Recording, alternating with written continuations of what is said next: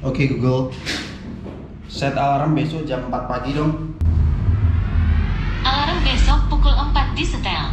Oke Google, kirim WA ke my love. Sip, apa isi pesannya? Sebentar lagi aku akan sampai ya. Isinya, sebentar lagi aku akan sampai ya. Anda mau mengirim atau mengubahnya? Kirim. Mengirim pesan.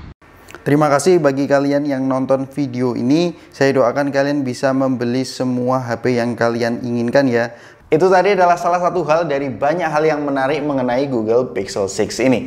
Apa saja yang menarik dan bagaimana pengalaman saya kurang lebih selama 4 bulan menggunakan HP ini? Ini adalah my full review Google Pixel 6 by Dewi Gadget.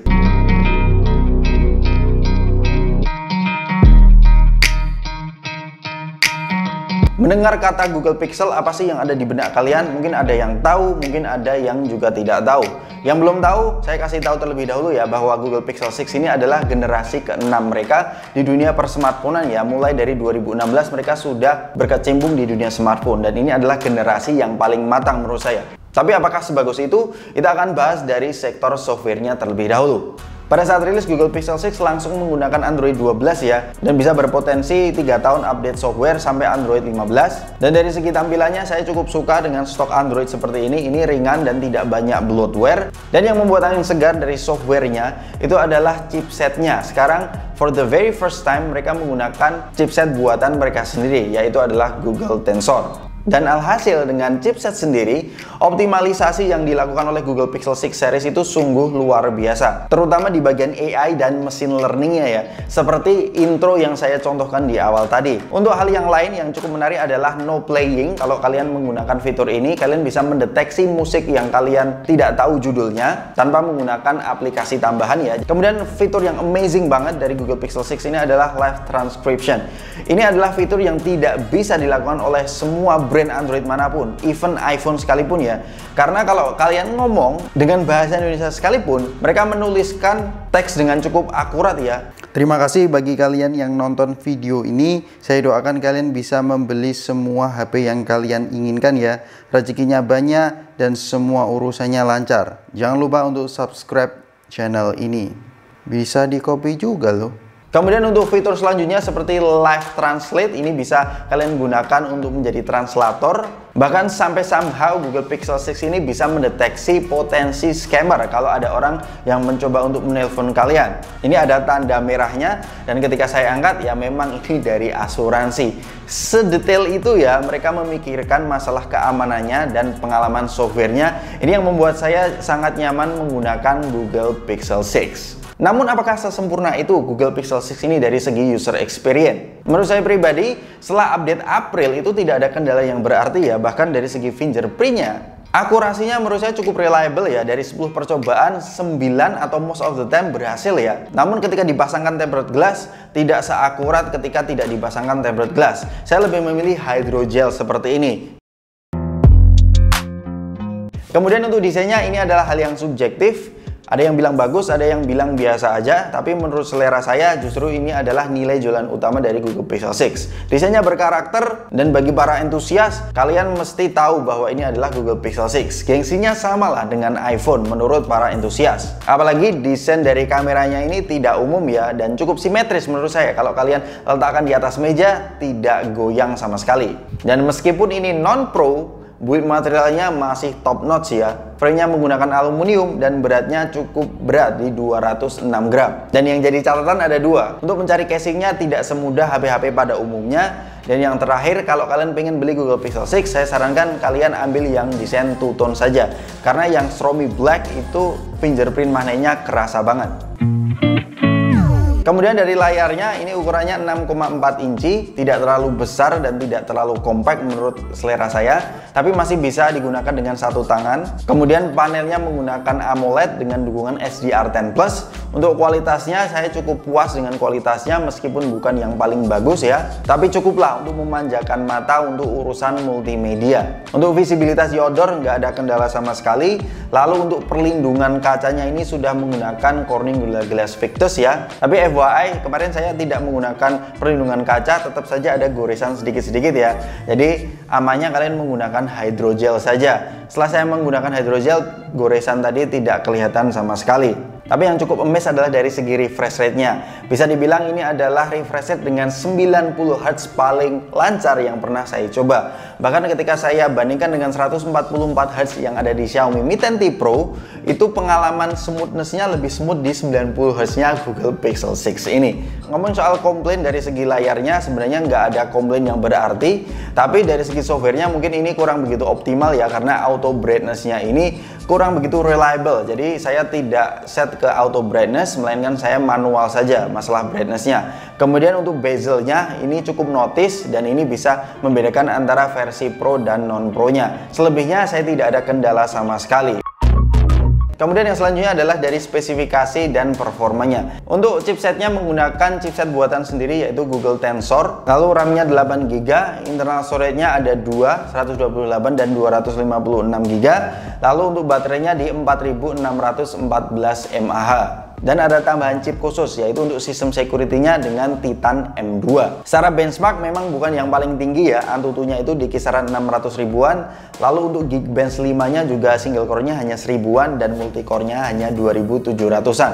Memang dari segi benchmark bukan yang paling besar karena mereka fokus pada AI atau machine learning ya. Terbukti tadi beberapa fitur yang sudah saya kenalkan di awal itu membuat Google Pixel 6 menjadi salah satu HP dengan user experience terbaik. Untuk performa keseharian dengan hardware buatan sendiri memang dari segi benchmark bukan menjadi tolak ukur ya, karena untuk multitasking ini sangat lancar banget.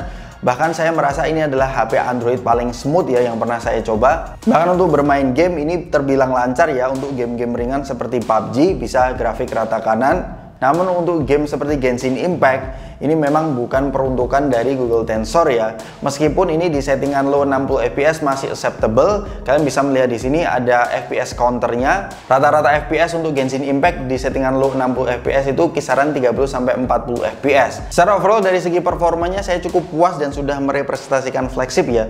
Tapi yang jadi pertanyaan, apakah panas Google Tensor ini? Menurut saya pribadi ini tidak sepanas Triple 8, tapi juga tidak seadem Snapdragon 865, dimana kecenderungan panasnya memang cukup sering ya di awal-awal, tapi setelah kemarin update terakhir menurut saya sudah lebih baik ya dibandingkan dengan sebelumnya.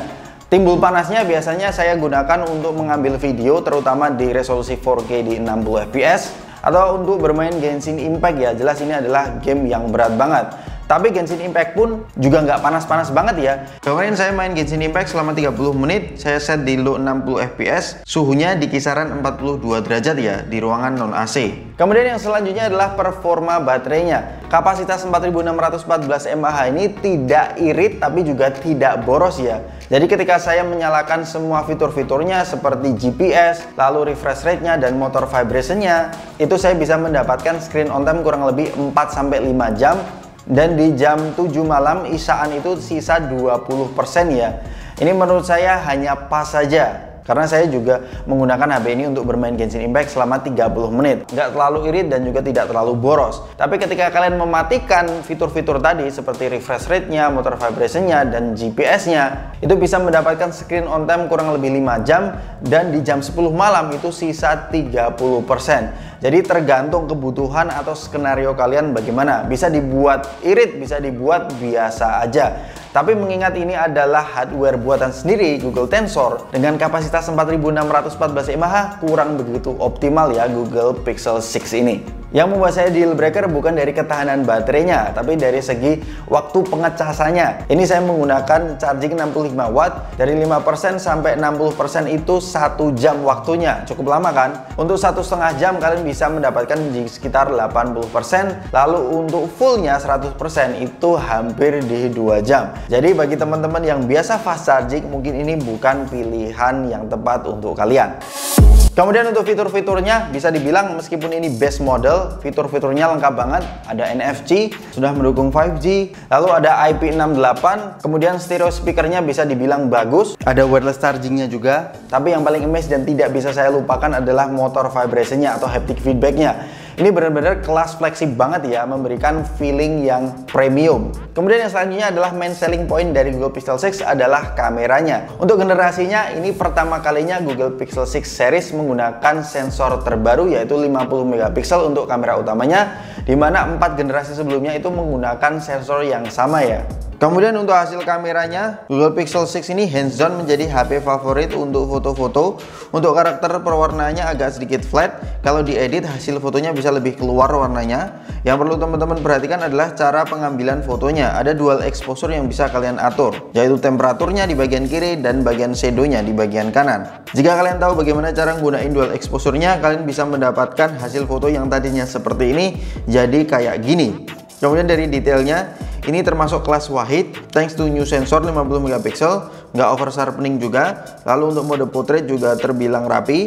Kemudian untuk lensa ultrawide-nya sebenarnya dari segi kualitas ini cukup bagus, di atas rata-rata. Karena dalam kondisi pencahayaan yang limpah nggak terlalu beda ya dengan lensa utamanya. Cuman masalah focalingnya ini saya nggak terlalu suka, kurang begitu wide ya di 0,7. Biasanya ultrawide itu umumnya 0,6 atau 0,5. Kemudian untuk selfie-nya saya justru suka dengan hasil yang tidak terlalu natural seperti ini. Ada sedikit processing ya yang membuat skin tone-nya itu jadi lebih menarik. Kemudian untuk night mode-nya ini gila banget ya. Hasilnya minim noise asalkan kalian bisa memanfaatkan dual exposure yang saya terangkan tadi.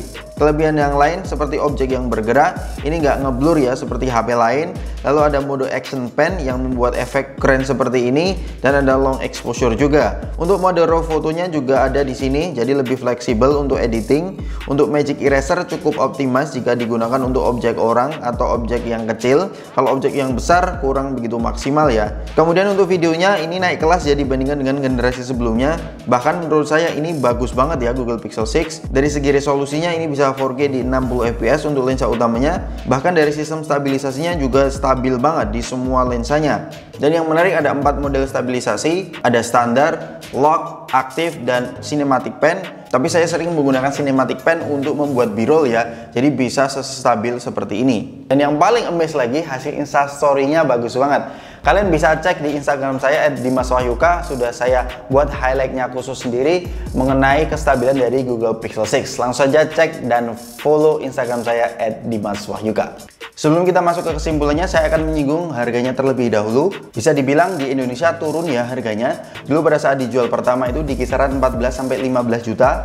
Namun sekarang kalian bisa mendapatkan Google Pixel 6 di rentan harga 10-11 jutaan. Meskipun harga aslinya itu 599 US dollar atau setara dengan 8,7 jutaan. Tapi kan itu belum membayar pajak. Dengan harga di kisaran 10-11 jutaan, menurut kami Google Pixel 6 ini adalah HP yang memberikan user experience terbaik ya di rentan harganya. Fitur-fiturnya juga lengkap, sudah mendukung 5G, NFC, bahkan ada IP68 juga, stereo speaker, wireless charging, dan yang paling penting adalah kameranya. Di rentan harga segini, kamera dan video dari Google Pixel 6 menurut saya tidak ada yang bisa melawannya ya, terutama untuk Android. Mungkin yang jadi catatan, memang waktu chargingnya tidak secepat HP-HP zaman now. Alright, itu tadi adalah review Google Pixel 6 dari Dewi Gadget. Bagi teman-teman yang suka video ini, monggo silahkan like dan subscribe. Kalau perlu nyalakan lonceng notifikasinya ya.